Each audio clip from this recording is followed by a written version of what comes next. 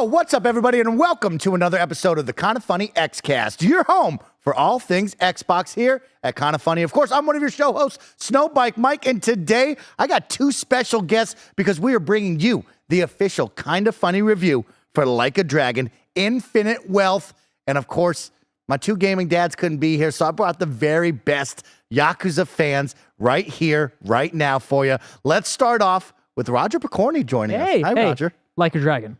Like a Dragon. Well, like a Dragon the fan. Series. That's Like a Dragon now. To you. Legally Like a Dragon. Okay, now. Like a Thank Dragon. you so much for having me. I'm excited to talk about Yakuza and also talk about Xbox in general. I play this on Xbox Series S, so I'm excited. Ooh, okay. And then, of course, we have a very special guest. If you like a Dragon or the Yakuza series, if you like Resident Evil, you know her. She's been around. She's telling you all the fun stuff from What's Good Games. It's Brittney Brombacher. Hi, Brittney.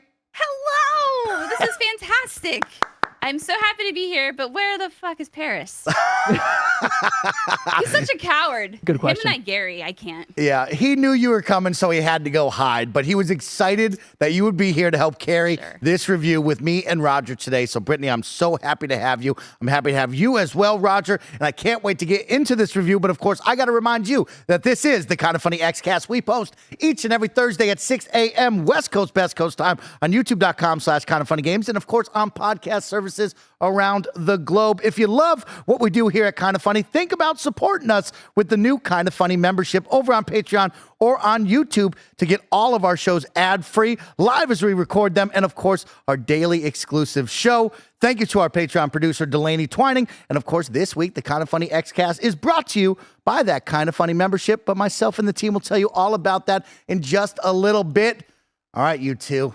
Let's get into it. One of the biggest games of the year coming out early in January. Let's talk about it. Of course, for all of you watching out there, I'm going to ask these two their top-level thoughts and, of course, the review score at the end of it all from the KindaFunny review scale. If you don't know what the KindaFunny review scale is, it's a 1 to 5 score, starting at 1 awful, 2 is bad, 3 is okay, 4 is great, and 5 is amazing. Brittney, I will turn to you to kick it off. Give me your top-level thoughts on Like a Dragon, Infinite Wealth, and then give me a KindaFunny review score. Oh, wow. Okay, I get to give a score. Yeah, so this is probably going to be my game of the year. I cannot imagine a game coming close to making me feel the way that this game felt. And now, for the record, I have been playing the Yakuza Like a Dragon games since Yakuza 0, and it's one of my most nearest and dearest franchises. And this was going to be a tricky game for RGG to pull off. You have Ichiban, who we all thought was going to be the primary character, the main protagonist going forward. And then we got that trailer, that drop, where we saw Kiryu with all this gray hair, and we're like, what's going on? Yeah. Turns out man's very sick. Turns out man has a huge role in this game. How do you marry the two together? And the answer is they do it very well. Incredibly well. It's almost unfair to call this a video game. I feel like you need to call it more of a suite of experiences, because there's just so much to do within Like a Dragon here, and it's just absolutely incredible what RGG has pulled off. And I could talk about this for the whole entire show by myself. I don't even need y'all here, but that's not very nice of me. Fair. So I will stop at that point. Well, it's very nice of you to have us. Yes. Do you need my score now, right? I want your score. Give me the score out of 1 to 5. What are you giving this? 5 Ichiban booties out of 5. Woo! Hands down. The new official score. 5 That's what we're changing Ichiban it. booties. 5 Ichiban booties. Ichiban booties. Booties. Let's turn to then Roger Pokorny. Roger, give me your top-level thoughts on the score. Man, this is such a hard game to talk about in so many ways because there is so much. And Brittney, you completely hit it nail on the head. Like a Dragon, Infinite Wealth is a 5 out of 5 amazing video game. It is a game that, going into the Yakuza games, you kind of know what you're going to get, right? You know you're going to get people ripping off their shirts. You know you're going to get heartfelt stories. You know you're going to get insane side quests, right? The thing I didn't expect from Like a Dragon, Infinite Wealth is for them to take 2 massive open worlds and 2 massive characters and kind of blend them into a story that does everyone justice. Right? By the ending of this game, I'm able to finish this game and look at it and say, wow, everyone had a beautiful journey. No one was overlooked. Nothing was overlooked. And I did so much, and I have so much left to do. I have 50 hours in this game, and I'm going to put another at least 50, 60 hours into it afterwards, playing all the side quests. And yeah, Like a Dragon, Infinite Wealth is an easy 5 out of 5 amazing video game. Wow, Okay, you I don't two. have to go over there and smack you around. I'm glad you agree with me, Roger. Yeah. glowing reviews and scores from the both of you. Just to give some context, I have played 10 hours of Like a Dragon. I've had a ton of fun. I still feel like I'm at the very beginning of the video game, which is like my nightmare, but also like it is very cool. Brittney, the suite of experiences really stuck with me. As someone who is a newbie into this series, jumping in, spending 10 hours, it felt like, oh, I know the path. I know where we're going with the story and the gameplay, but then all of a sudden they've added 20 different things that all of a sudden it's 7 minutes of a cutscene into a new gameplay mechanic. Then I watch a 15-minute cutscene. I'm riding a bike over here. I'm just doing Now you're doing a dating much. sim. Now you're chatting up some girls. Yeah, exactly. The dating sim a little too real for someone that is currently online dating himself. A little too real. That one hurt a lot. But you know what? It was a fun mechanic. It was really awesome. But I'm going to step out of the way. I'm going to let you two go off, and I'll jump in and out. But Brittney, let's talk about it, right? You and Roger brought up two protagonists, two iconic characters here, and Roger brought up two giant new settings, especially with Hawaii as the new one. Let's talk about how'd that go for you, Brittney? Fantastic. So what I really love about what RGG is doing now that they're really leaning into being a developer of an RPG, right, is that they're taking their sweet time, laying the groundwork and the foundation for this narrative. You know, you have Yakuza 0 through Yakuza 6, right? That's 7 games of Kiryu's history. And then you have Like a Dragon, then you have other side stuff too. You can't just hop into Infinite Wealth and hit the ground running. There has to be some sort of narrative laid out for you. And I love that, you know, Mike, you said it feels like I'm just starting, and you are just starting. And I wonder if some folks might think that it's a little slow of a start. But I would hope that people remember that, you know, this is an RPG studio now, and this is what they do, and this is what they excel at is narrative. So it needs to be laid down solidly enough so people can follow it. So I loved that it started out rather slow, and it wasn't boring slow. It was just like, okay, like where are we going with this? And then, man, when you hit that ground running, you are just off to the races. You have this huge world of Hawaii, which is the ultimate playground. We were talking about the side stuff, and you know, typically these games have lots of fun side activities. You know, you have the cabaret club, or you had the management, the business management sim in the last game, but this time you have a whole ass Sujimon simulator, which is like Pokemon. Then you have the Dondoko Island, which is this Animal Crossing crafting hybrid game, and these were full-fledged games. I spent 15 to 20 hours in Dondoko Island alone. Just Holy shit, bro. Here's the thing is I didn't really love Animal Crossing. I'm not really an Animal Crossing person. I love farming sims, but Animal Crossing is a little too loose of a narrative for me. I'm not hooked. But when you give me those same sort of mechanics, lighter mechanics, and you give it the Like a Dragon skin on everything, oh man. I was making my little mini Kamurocho. I was putting Goro Majima statues everywhere. I was putting host clubs everywhere. I mean, I had so much fun. And I did finish the game, but I'm going to go back and just do more side stuff and do more Dondoko Island crafting and do all of the gyms in Sujimon because it is just so much fun. Yeah, the thing about, I guess we're already here, right? We're talking about the side I want stuff, you to go and I think, crazy, yeah? I think especially with this one, a lot of people have a lot of questions with Dondoko Island. For me, at first when they introduced it, right, throughout the game, you're playing the normal story, and they're like, hey guys, now you're just on this island, right? For me, immediately, I was like, do I want to be here? Do I want to actually be playing this? Because I was so hooked on the story, and I was kind of negative on it at first. I was like, this feels like Animal Crossing at home. This doesn't feel like, I'm a big fan of Animal Crossing, especially New Horizons. That game really did something for me. So playing this, I was like, oh, this doesn't feel like it has that Animal Crossing energy. But then actually going back, finishing the story, and then coming back to Dondoko Island and being able to appreciate it for what it was, I was very pleasantly impressed. And that's the cool thing about Like a Dragon Infinite Wealth, right? Because even with the side stuff that I didn't really vibe with, Sujimon is something that I'm like, it's great. It's like good for people that like it. It wasn't for me. I'm not really a Pokemon person, right? But I'm able to watch this and play it, and I'm like, you know what? It's for somebody, right? I can't even knock this. I can't even knock it because I know how much work they put into this, how deep this goes. Like, I know if I really wanted to push this and get to the ending of it, I would have a great time. It's just not for me. But again, that's not a knock on the game. If anything, it's a positive. It's for somebody. Like the last Like a Dragon game, Yakuza Like a Dragon, great naming scheme, everybody. The business sim was for me, right? So I'm kind of sad that I missed that element of it, but I'm happy that you, and I'm sure a lot of people, are going to really dig Sujimon and Dondoko Island for sure. Yeah. Yeah, and what's really cool about Dondoko Island too is it starts off very simple. Like you think, oh, I know where this is going. But every time they pull a layer back, man, they pull it back, and before you know it, you have 2 little islands maybe you're managing and other mechanics you're doing, and now you have to do XYZ and get strategic with what it is. And I actually found myself being a little overly critical. This is interesting for a minute. And the reason why is because I'm like, well, if this is going to be this sort of game, they need to have the option to scan every area of this island very quickly. And they should have this and this. And I'm like, no, bitch, calm down. This is a freaking side mission. Like, this is a side gig. This isn't the actual thing. But they did such a good job at creating this that I was critiquing it as if this was a standalone game within the game. It's very interesting. But Sujimon, real quick, I want to talk about that. That's cool. That, oh man, that is the most fun I've had with a creature collecting game in years. And yes, I've played all the Pokemon. I'm telling you, man, like you have to be strategic with it. You have to know what you're doing. There's evolutions, there's gyms, there's coliseums, there's rare, there's legendaries. And I just spent so much time wandering around Hawaii, just finding these random raids and summoning these legendaries, getting my ass kicked, and just having an absolute blast. And then there's the Sujimancer class that you can take on where you can actually summon your Sujimon into battle to fight for you. Wow. Oh, I didn't even know about that part. Wow. Oh, yeah. Holy crap. Oh, yeah. I was a Sujimancer, man. That probably would have helped me with a lot of different fights. Shit. No,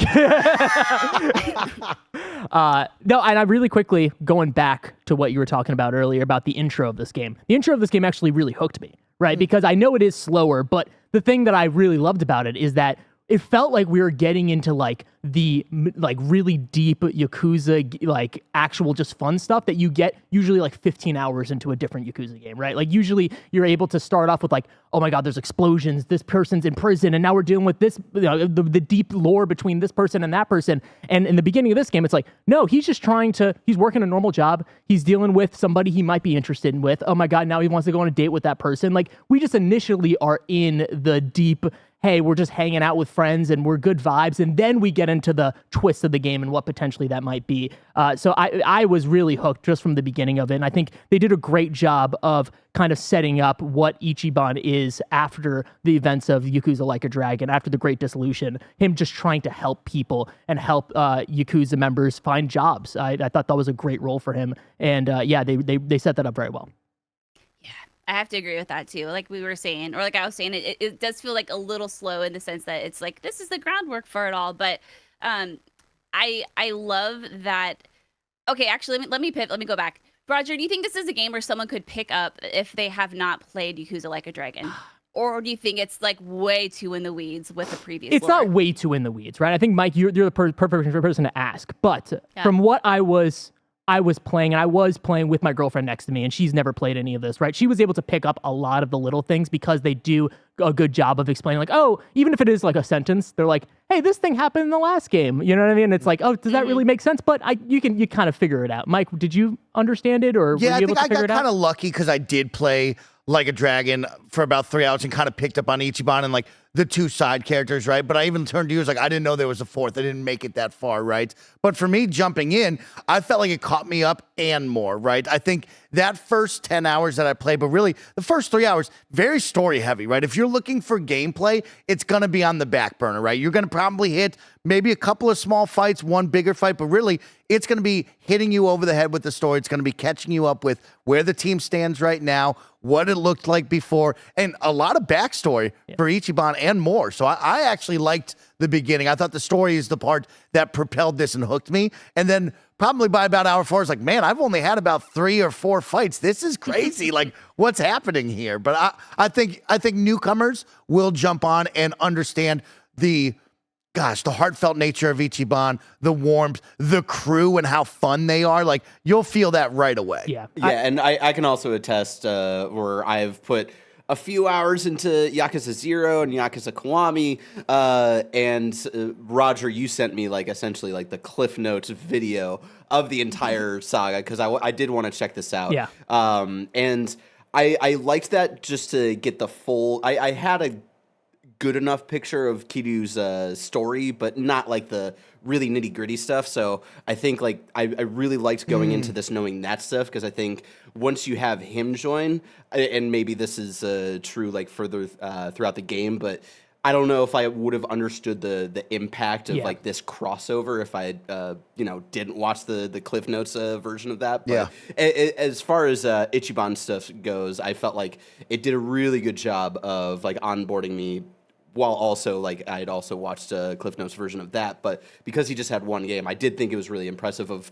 You have the option of like, he's gonna pray and maybe think about some of the events from the last game and have you catch up and all that stuff. So Yeah, I will say I had no idea who the second character was. Yeah. You Right, called him like- the gray-haired man. Yeah, when he came in, I was like, sir, I I'm don't off know. this show. But I said, sir, I don't know who you are, Brittney. Oh, but then man. they told me some of his backstory, and I was like, oh, snap. Pretty cool. I'm Pretty in. cool. I'm in on this Yeah. guy. I want to know more. But I had zero context for him, which was very quickly like, hey, here's this guy. And as Brittney says, you should care about him. I had no idea. Yeah. Later on. I will say, but I think you and I are on the same page with that, Roger. Later on, you're going to get an entire side objective, if you will, where you will learn a lot about who Kiryu is as a character in his past and the events that made him into who he is and why he has such a pivotal role in this story. So, that's really interesting insight, and that's good to hear because, me going into it, obviously I don't have a life, and this is like the stuff, sort of history and stuff I read about in my spare time. What happened in Yakuza Kiwami? Remind me. So I know all of this, so it's like second nature to me. So I was worried that maybe folks who are brand new weren't going to quite appreciate it. I think the Kiryu stuff will remain to be seen since it sounds like you haven't made it that far yet, but I'm glad to hear that the Ichiban stuff is easy to pick up. Yeah. in Oh, go for it. No, I was just going to say, in my opinion, if you are interested, viewers out there who have never played a Yakuza game at all, or Like a Dragon game, and you are interested in this at all, I would say do the required reading, right? Whatever that means to you, right? Like if it is a recap, if it is playing Yakuza 0, if it is playing Yakuza Like a Dragon at the very least, like I think this game is worth all of the baggage that it holds because it is so rewarding. Even for me, someone who has played Yakuza 0, Yakuza Like a Dragon, and Man Who Erased His Name. Like those are the 3 games that I played and I jumped into this one. I've only played those 3 games and I feel like this game was so rewarding just for those times. And I can't imagine if I played Kiwami 1 all the way through 6. Like that makes me so really happy, amazing. dude. That makes me so happy. I mean, this game has some of the best, well, I will say for me, the best narrative payoff I've experienced across anything. Movies, TV, film, games. The way this game ties in all of the other games and really kind of introduces certain pivotal moments and characters and whatnot in a way that it sounds like is you can comprehend even if you're not totally familiar with it. It just makes me so happy because it was so emotional. Yeah. And I was having so many moments all by myself. I went through 2 boxes of tissue. I have another box like right here because it is just, I was in my feels, man. I was in my feels so much while playing this. I will also say too, to piggyback off what you were saying, Roger. Yeah. If you don't think you're ever going to have the time, because listen, who does, to play Yakuza 0 through 6, I would say if you're interested in Kiryu, this would be a good place to start. Obviously, if you can play Like a Dragon, Yakuza Like a Dragon 2020, do that. But this one really will catch you up to an extent on the games from 0 to 6, because it is going to touch back on a lot of his most infamous moments, if you will. So that's really cool that RGG went that route, and why they went that route, I don't think we can quite talk about without going into spoiler territory, but it's really cool stuff. Yeah, Really even cool. if it doesn't fully catch you up, the moments Right. that they do introduce, I think at least will get you curious, which I like a lot. I think that this is Curious about Kiryu. Yeah, exactly. Oh, I'm so curious. You're so Curious. curious about Kiryu. So curious about Kiryu. And also did a great job introducing baddies, which I was like, you hear all these fabled stories about this franchise of like wacky, awesome moments, really great characters that you're going to fall in love with, cool baddies that are going to make you say, wow.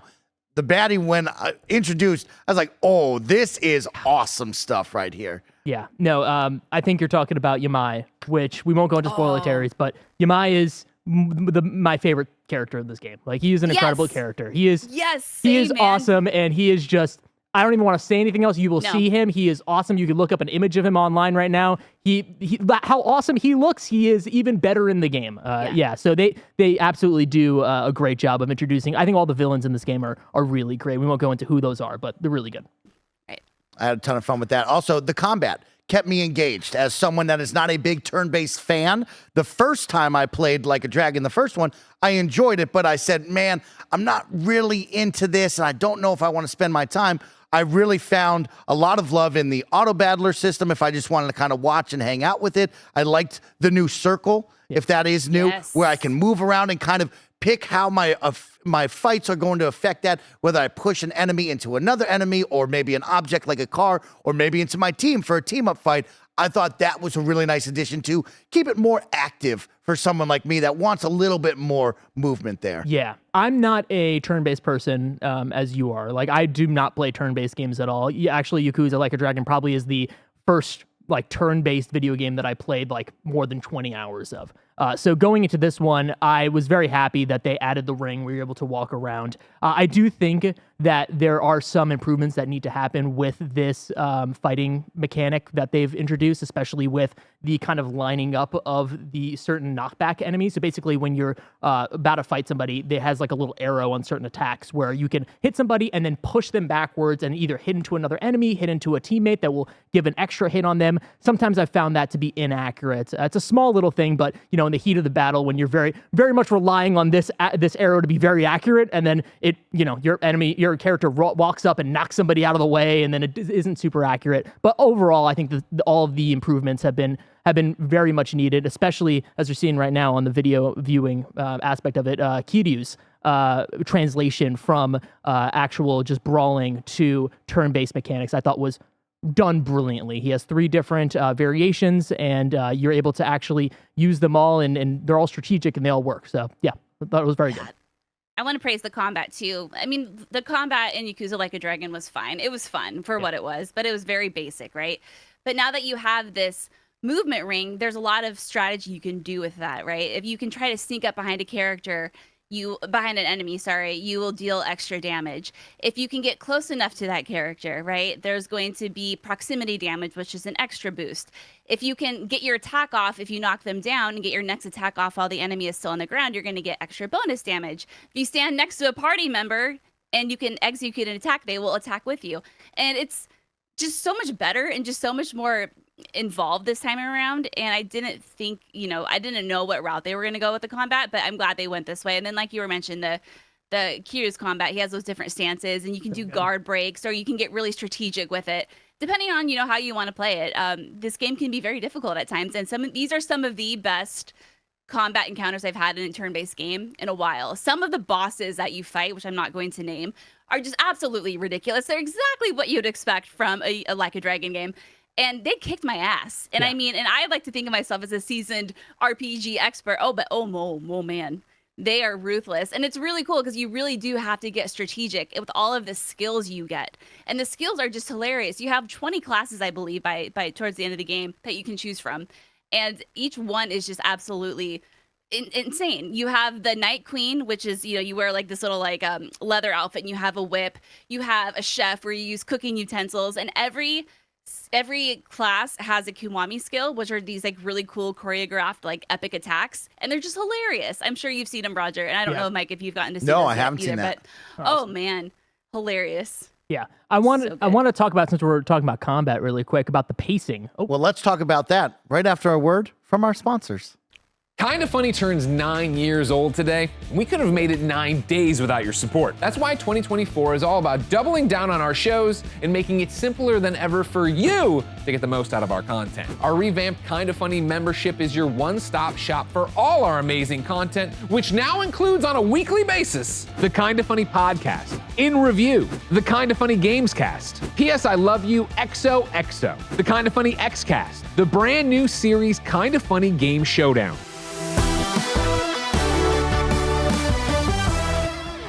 5 episodes of KindaFunny Games Daily, and 5 exclusive Gregway vlogs. And 5 days of streaming fun with me and the gang here in our newly revamped streaming space. It's going to be filled with a ton of laughter and a whole lot of shenanigans. We'll see you there. That's more than 20 pieces of content a week from an 11-person independent team in San Francisco. That's a lot. And to get the most out of it, all we're asking for is $10. $10 gets you the KindaFunny membership, and that entitles you to ad-free versions of the shows, the ability to watch the podcast live as we record them, and the exclusive access to my daily show, Gregway. You can get your KindaFunny membership on patreon.com/KindaFunny or youtube.com/KindaFunnyGames. Yes, we are expanding our KindaFunny membership offering to YouTube so people can take full advantage of the platform they prefer. If you want to go above and beyond the KindaFunny membership to support us, we will still have higher Patreon tiers, albeit with some changed up perks. We just wanted to make the message as clear as possible that the $10 KindaFunny membership is for the masses to get all of the core content people love. Everything above that is very appreciated. The support means the world to us. You all are the best. But the $10 KindaFunny membership available on both patreon.com/KindaFunny and youtube.com/KindaFunnyGames is where we see the value of what we do. KindaFunny is a dream come true, and we wouldn't have it without you. We hope if you've ever enjoyed the content, you can support us for at least a month as we prepare for our biggest year ever. Until next time, it's been our pleasure to serve you.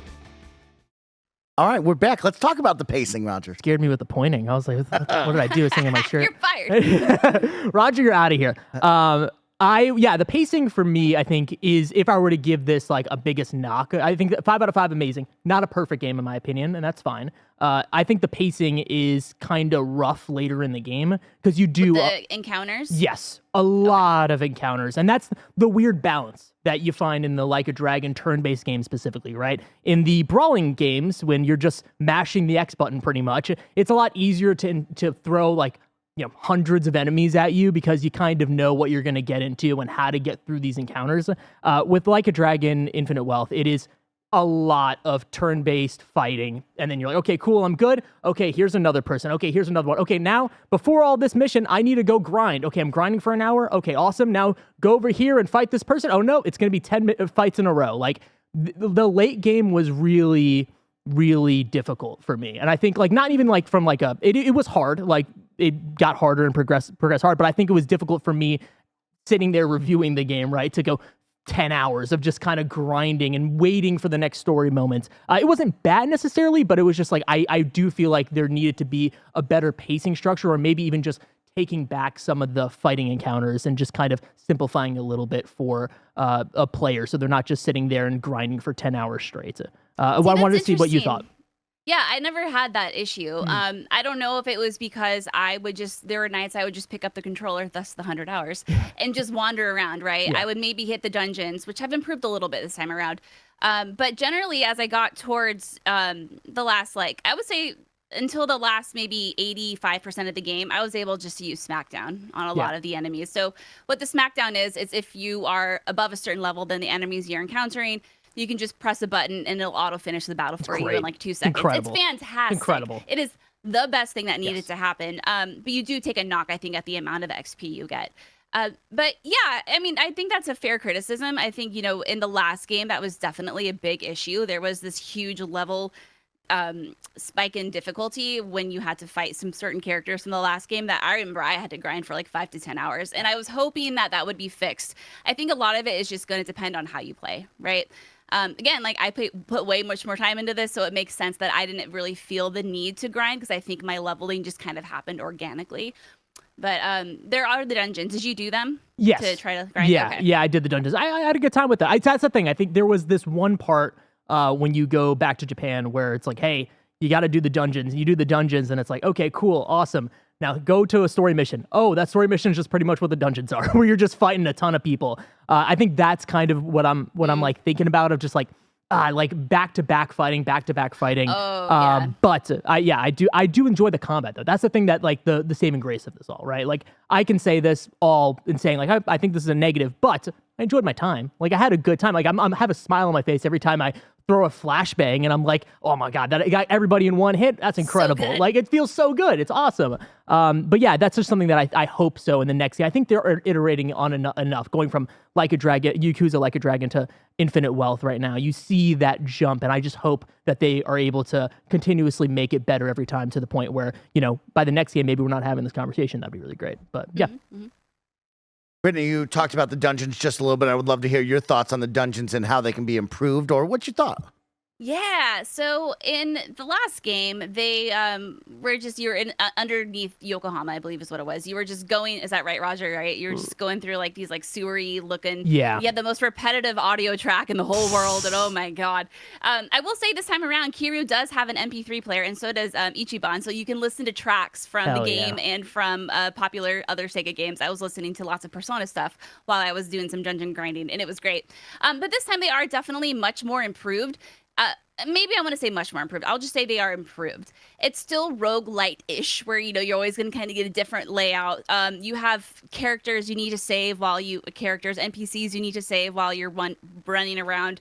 There's crafting materials to pick up. Each dungeon, there's 2 of them, has a different form of currency. So one is floppy disks, and the other one is I don't remember. It's something. But anyways, you accrue those while you're exploring, while you'll defeat enemies. And at the end of that, you can exchange those in for crafting materials or weapons or whatever you might need.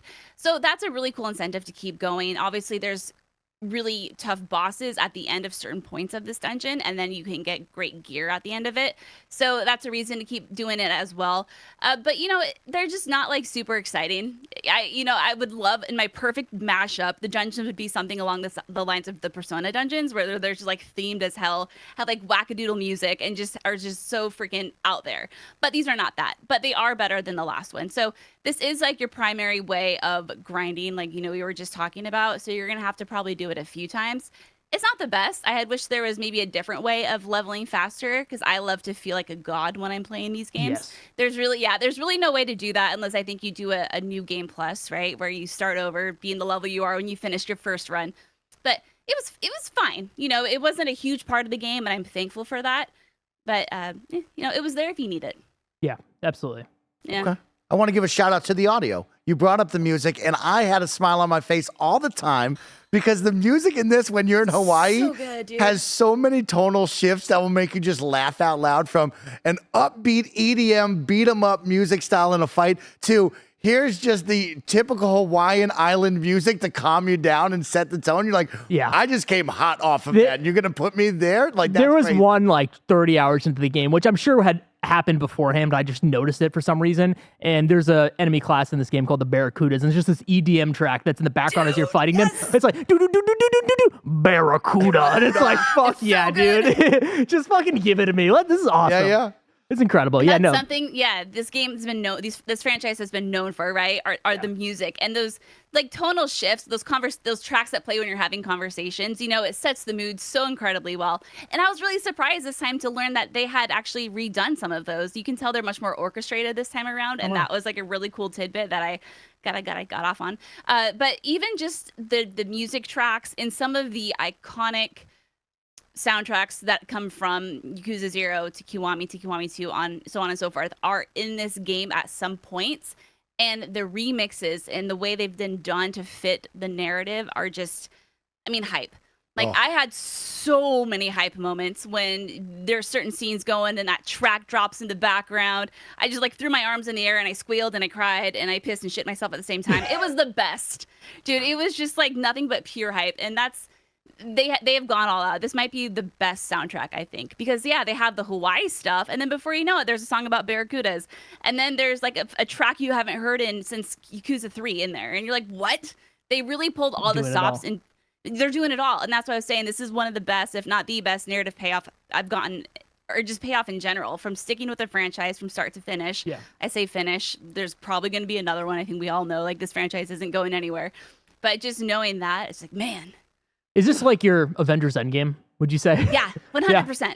Absolutely. That's as I was playing it, I was like, this means a lot to me. I'm sure it means so much more to Britt. I'm sure this is like all you're going to be talking about for the next year. Absolutely. Oh yeah, I woke my kid up yelling at 3 a.m. this morning. That's Something incredible. So fucking cool happened. I was like, ah!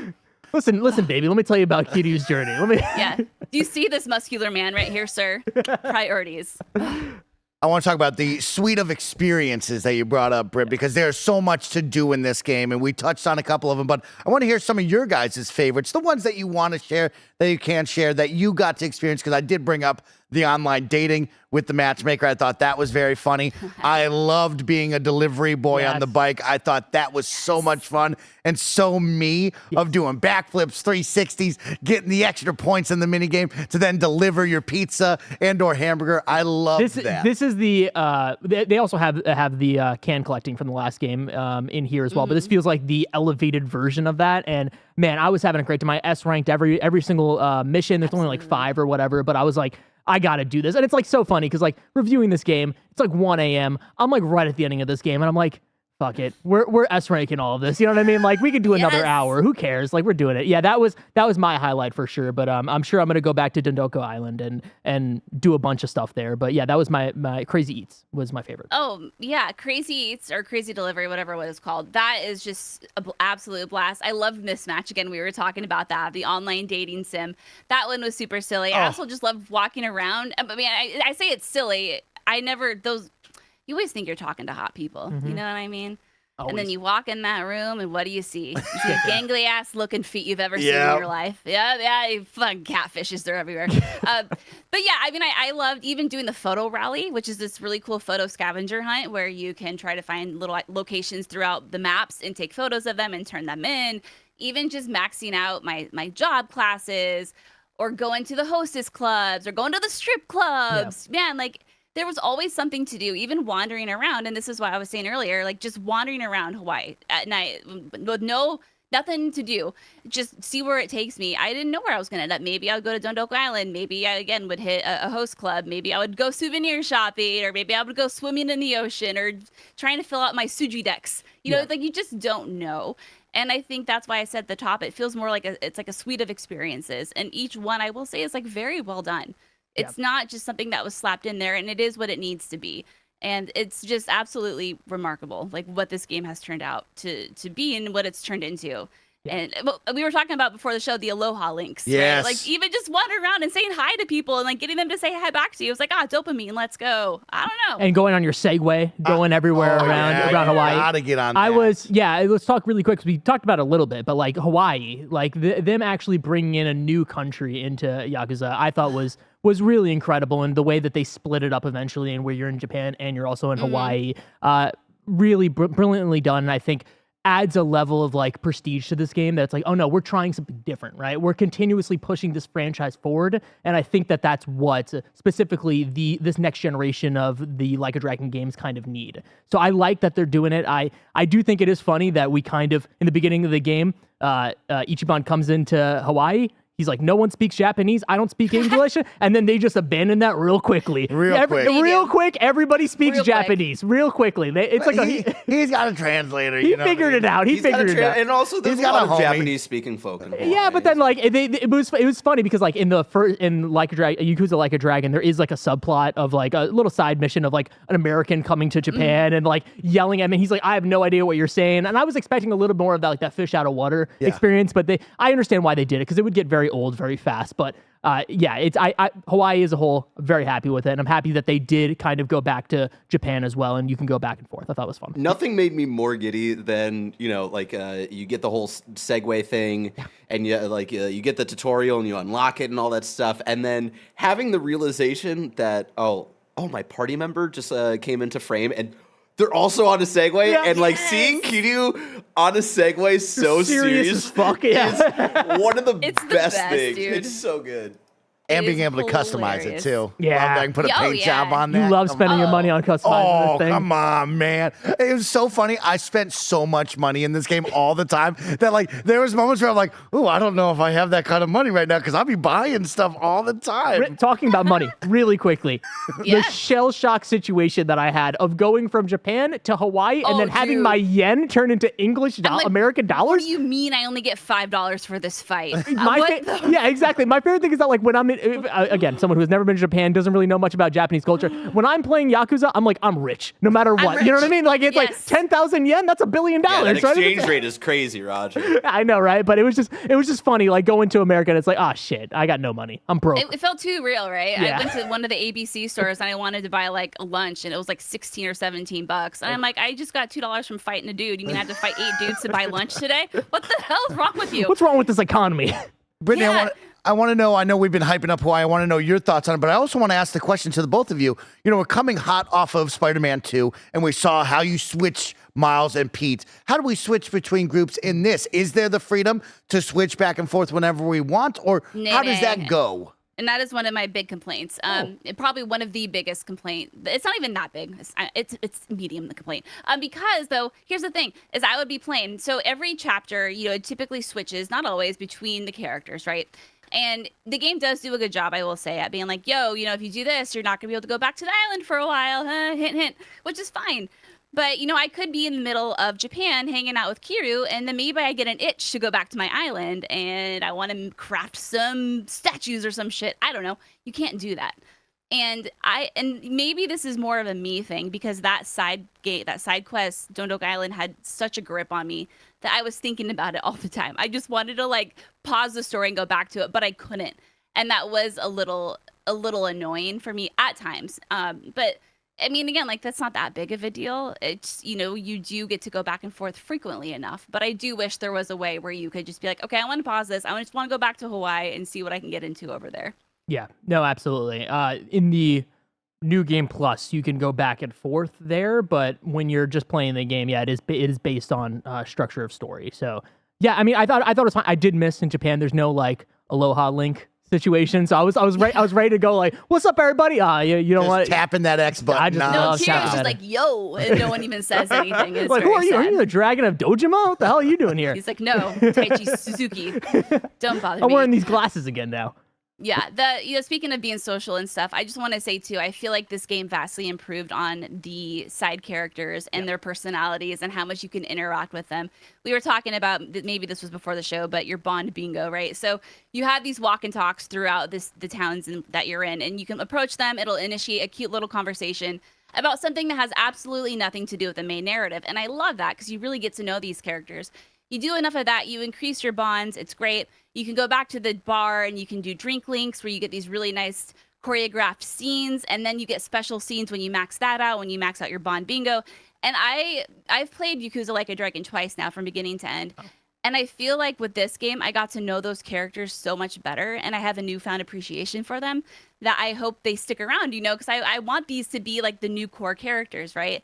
And they were just, I don't know, just shined a really great light on them and really gave them their own spotlights, and I really appreciated that too. As I'm still very early on, but it felt very Persona on being able to kind of fill out who they are and your relationship with them, and not just a main story beat kind of way, which I really liked. And I also like the bingo cards that you can cute. unlock and stuff. I don't know what happens when you get a bingo, but I'm fascinated. Oh, you get more XP. Yeah, It's some good stuff. sweet. Yeah, going off of that, that was probably the biggest I couldn't believe that they did this, was being able to not only kind of close a chapter with Kiryu in a certain sense, and also kind of set up another generation, right? That's what's really great about this, is that it feels natural. It feels natural, these characters that are here. It doesn't feel like it's forced, oh, we gotta sunset one character, we gotta have all these new characters. No, it just feels like a natural progression of this franchise, and I am truly excited for what they do next. I think after Man Who Erased His Name, I was not excited, of course, for the next game, but I was this is a whatever experience. This is fine. It was good for what it was. I'm excited, I guess. This one, I'm no, I'm actively hype for the next game. This is creating something that I think they're going to really pay off, something really special here. Dude, I'm so glad you said that. Yeah, so when I first finished Yakuza Like a Dragon in 2020, I was kind of bummed. I had just binged Yakuza 0 through 6, and then I think I started in February. I finished in April. Wow. It was a whole thing. Yeah. Before I had a kid, it was amazing how much time you have. And then I got Yakuza Like a Dragon. So I was still in love with this old guard, right? With these old cast of characters. And when I met Ichiban and I met the characters, I kept trying to be is he a good replacement for Kiryu? And I wasn't the biggest fan. Wow. I went back and replayed Yakuza Like a Dragon maybe 2 months ago. So I was reacquainted with all of that. But playing this game and seeing the bond and relationship that Kiryu and Ichiban have and they form, this game, I am just beyond confident that it's the right call, right? To however that works, to put, we all know Ichiban's setting up to be the primary protagonist, right? Regardless of what happens in this game. And he is just the perfect fit. And I feel like this was the most epic, passing of a torch in a way that just made sense, and it just makes me feel so excited about the future. It's completely changed my perspective. I really love and appreciate the old guard, of course, right? But the way they did this, I'm fuck yeah, you guys nailed it. I'm 100% on board. Yeah, absolutely. Yeah, good shit. Let's talk about some fun stuff before we start to ramp down. So I want you guys to think of some of your final thoughts that you want to share for the big conclusion, but I do have two fun ones that I want to do before we get out of here. Okay. One, Brittney, I have to turn to you to kick us off. Hello. We talk about the series and those husbandos. Oh, God. Does this game bring the husbandos? Like, I was saying that tissue was for my tears, but maybe it wasn't. Who could say? No, but seriously though, like, oh my God, damn, dude. Like, have you seen the abs on these people? Even the women, like all of them, every character in this game, well, not everyone, it's just fucking hot. Yep. But here's what it is. Like, we joke about it all the time. I'm always making jokes about Husbandos, da-da-da. The characters in this game, and I'm actually talking with someone right now about a feature about like, what does masculinity look like, blah, blah, blah. These characters are like the epitome role models. Like, I feel like Kiryu could be my real life freaking mentor. And that is just so damn sexy. You know what I mean? Like, just the way he carries himself in these positions and the life advice he bestows on people. Like, I have like hundreds of screenshots in my PS5 right now of just like things he said that are profound as fuck. And I'm like, I need that on a wall, and I need that framed behind me. And that is like the real deal when it comes to the husbandos. But of course, they're just fun to look at. And oh my God, there are so many fun people to look at in this game.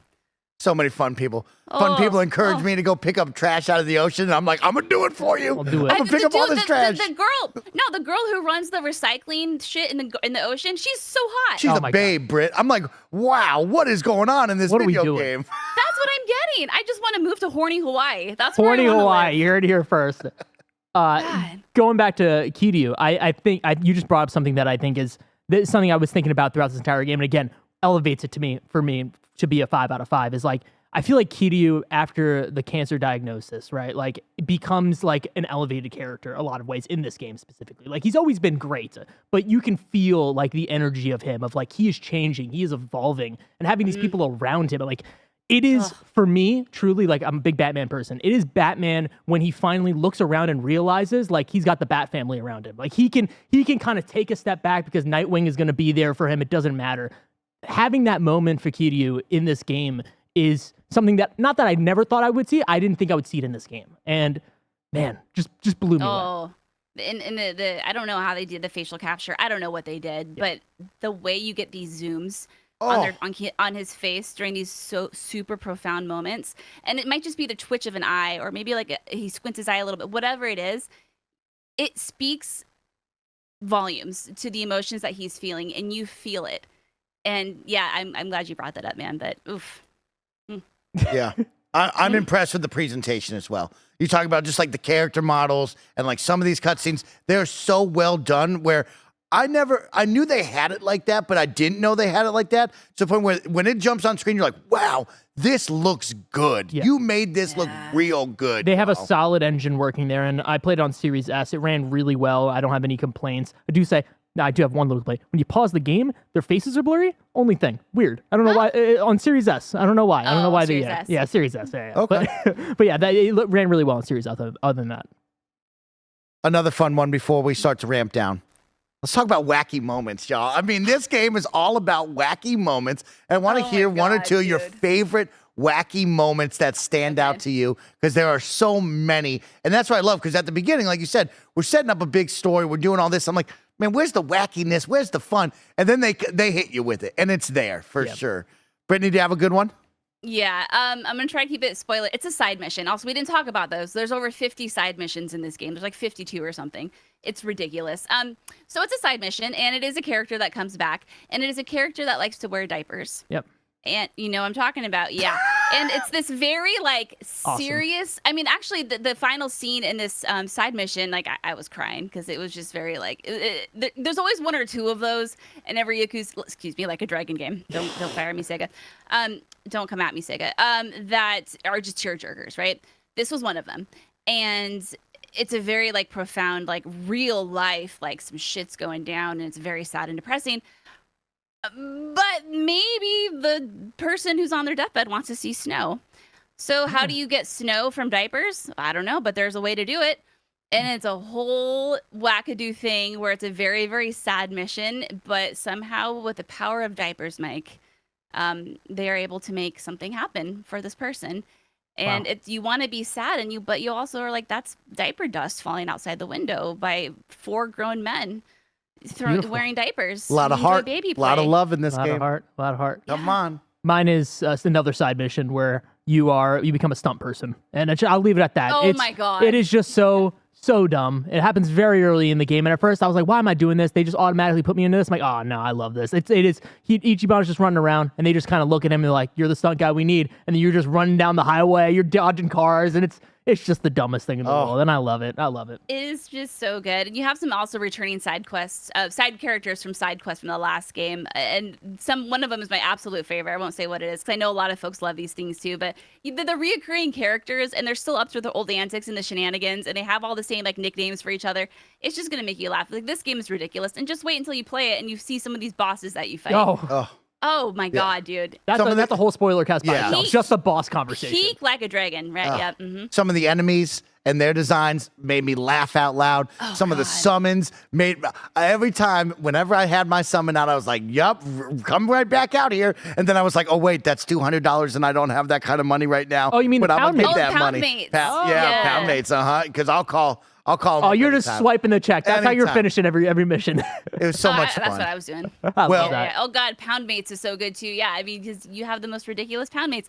Also, the wackadoo we talked about, Nancy the crawfish, Ichiban's tried and true companion from the last game, finds love in this one, and that's a whole mission in itself. Beautiful. You know, like, it's a crawfish. It's called Coming Out of Her Shell. That's the name of the mission.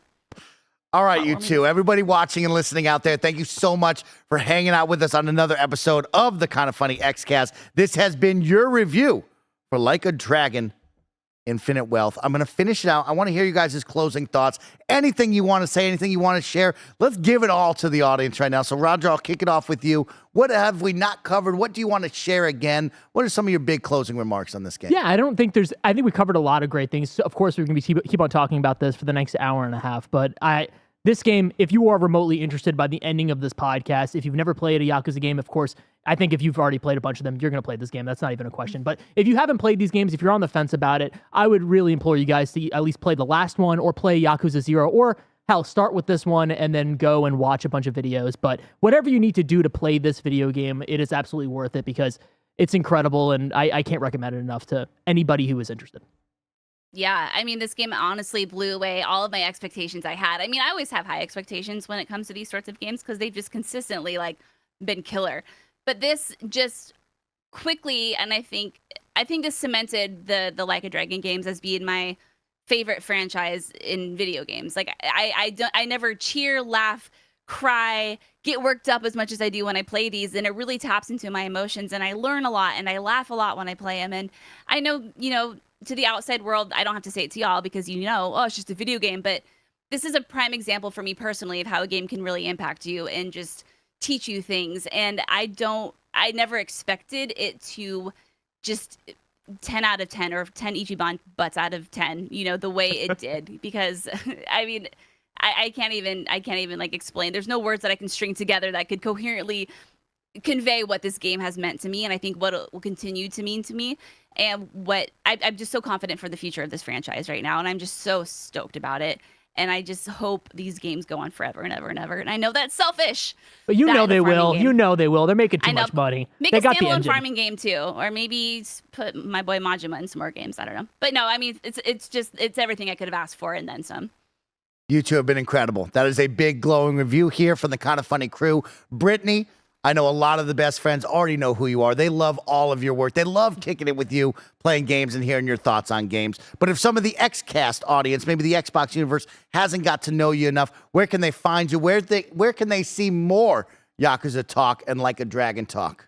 Where you can't find that is on Paris's account. I'm just going to throw that out there. Oh, got him. Got him. You can find me on Twitter/X @BlondeNerd, co-founder of the What's Good Games podcast. We are currently on a little hiatus, but hoping to come back soon as we take some R&R with our family and all that good stuff. But no, I'm always on the Twitters, the Instagrams, just posting random shit and just having a good time. That's my motto for this year, is just post stuff that I'm excited about, do stuff I'm excited about, which is why it was an absolute no-brainer to come on here and talk with y'all about this game. So thank you so much for having me. Thanks, Britt, for being here. Thank you so much for everything you do. Roger, you did a great job on today's review. Everyone watching and listening, go check out the game. It's a ton of fun. Listen to these two. Follow these two. They'll tell you all about it. But until then, thank you for another episode of the KindaFunny Xcast. We'll be back next week. See you, gamers.